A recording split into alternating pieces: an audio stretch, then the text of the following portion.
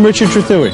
Today we're in New Hampshire, Portsmouth, New Hampshire, a seaside community between Boston to the south and Portland, Maine to the north. Portsmouth was settled in the late 1600s as a fishing center, and today it still is a viable fishing seaport. Off those boats you can get some of the finest lobsters on the planet. Across the way is the Portsmouth Naval Base. What I love about this area is the sights and the sounds and the crisp New England air.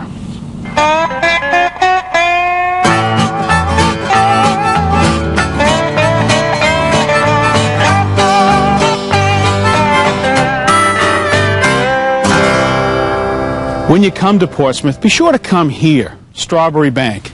It's a collection of American houses, a museum, really, of American architecture, dating back to 1695. Now, this is the Dinsmore Shop. It was built in about 1800 as a cooperage, a place where they would have built barrels like this. Now, in 1800, to heat that building, this would have been the fuel of choice, wood.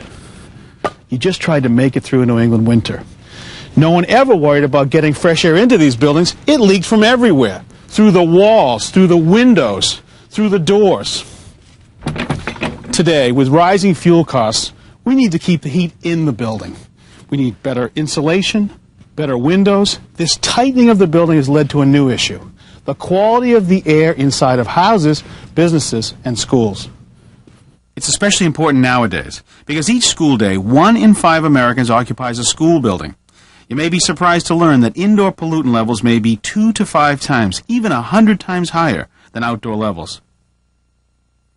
Whether your school is tight or leaky, there's a wide range of sources of school indoor air pollution. The purpose of this video is to show you how one particular school used the EPA's Indoor Air Quality Tools for Schools kit to successfully combat their indoor air problems. Because indoor air quality problems can disrupt the school environment and raise community concern, the kit can be most useful in preventing problems from occurring in the first place. Schools vary in design, and problems vary too. Your school may be located in a hot or cold climate, be new or old, urban or rural. This school had to deal with, well, its overall architecture. This is the Little Harbor School, built in the late 60s. This was the popular architecture style for schools of that era. You can see the modular approach, the 3 distinct pods, one for the auditorium, one for the administration, and one for the classroom.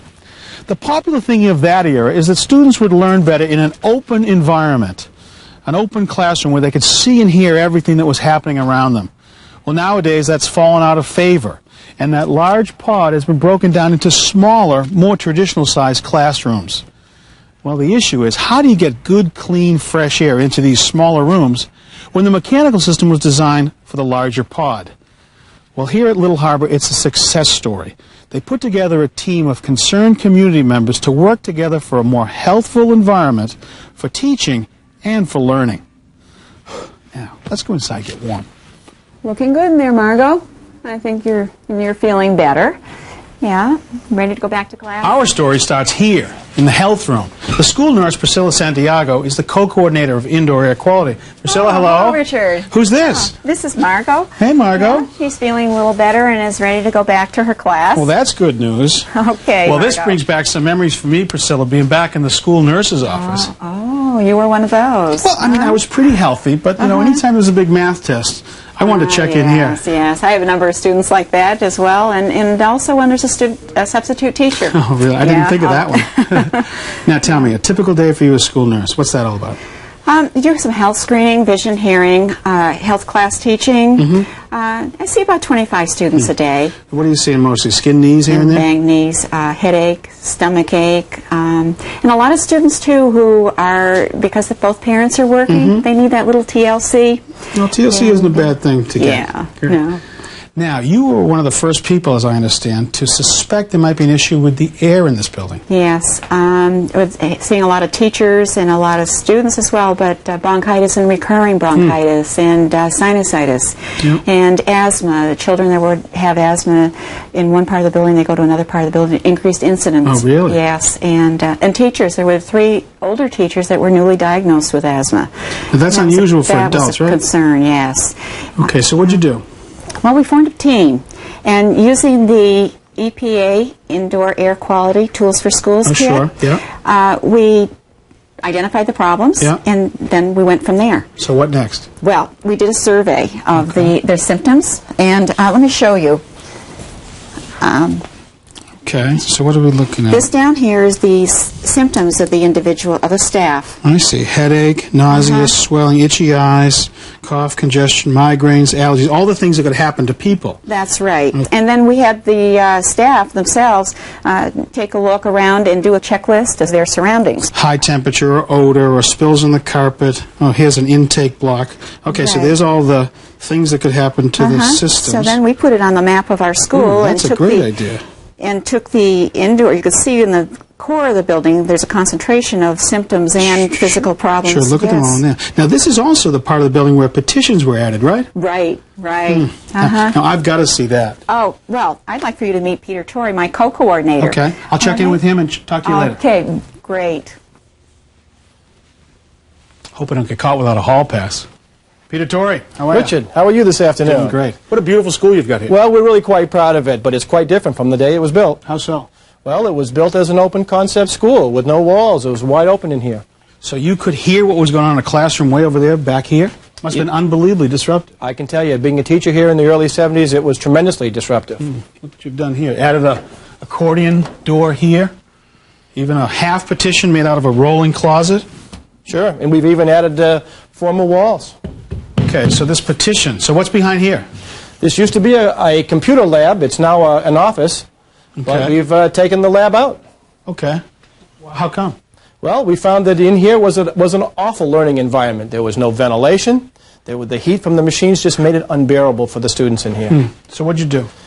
We have a saying here that we use the low-hanging apples and take the low-hanging apples first. The low-hanging apples. What do you mean by that?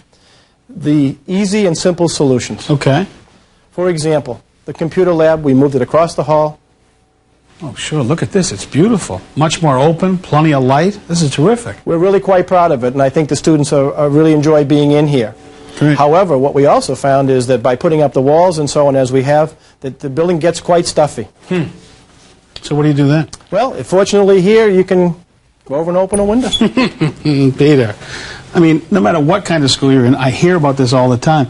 Every time you do this, what are you doing, though? You're bringing in pollinated air or humid air, or you're letting the heat out. Don't you think there should be a mechanical solution? Well, that's what we neophytes have had to learn, And those apples are hanging a little higher up the tree, aren't they? and they're a little more expensive. This is the EPA building checklist. It's taken us all over the building. It brings us to a place like this. Right outside here we have our playground. Oh, sure.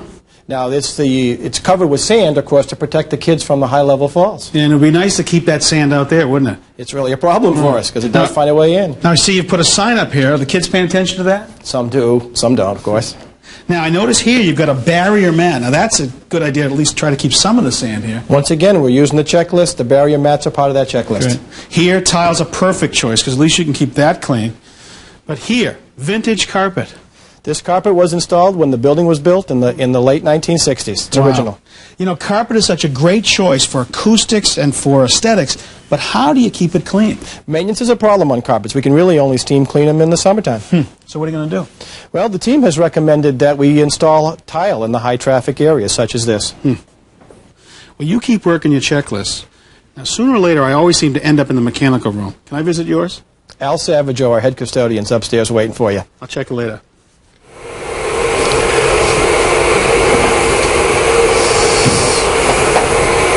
Al Savageau? Hi, Ray. How are you? So you're doing a little vacuuming. Is this a new rig you got? Yeah, this is our new HEPA filter vac.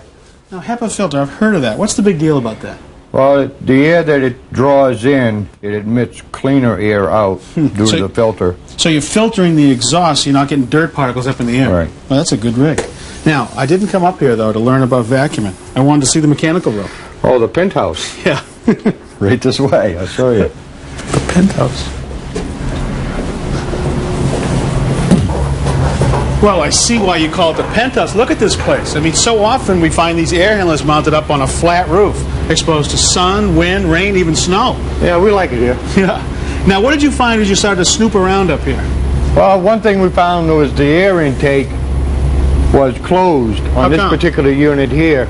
All the rods were disconnected so that there was no air coming in. So this damper that's supposed to let fresh air in was completely closed. Right. Now, how do you think that happened? Well, somebody downstairs probably complaining it was too cold. So to get rid of the complaint, they meant no more fresh air comes into the building. Right, and they just disconnected the bars. Now, anything else you found out when you were up there? Well, we had a heating contractor come in and look at the unit, and we determined that we could increase the size of the pulley without increasing the size of the motor.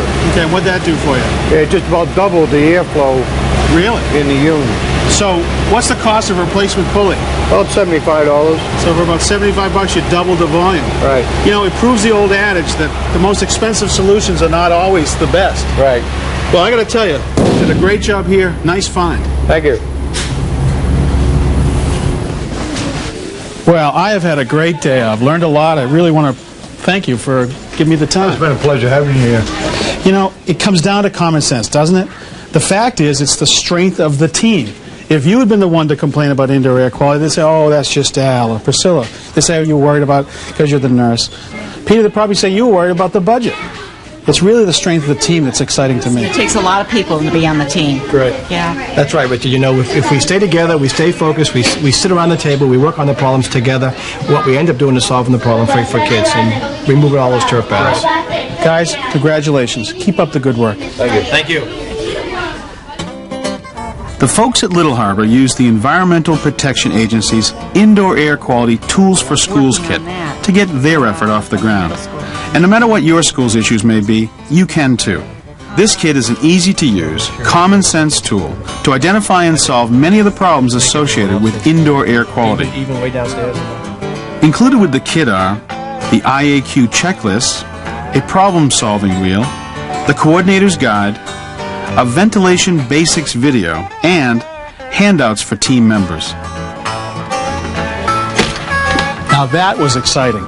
To see people working together, often setting aside their differences for the common good. And that's really what Indoor Air Quality Tools for Schools is all about.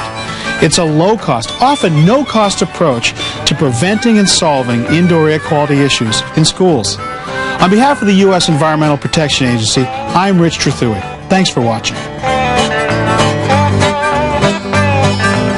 For more information about indoor air quality or to order your Indoor Air Quality Tools for Schools kit, call toll-free 1-800-438-4318.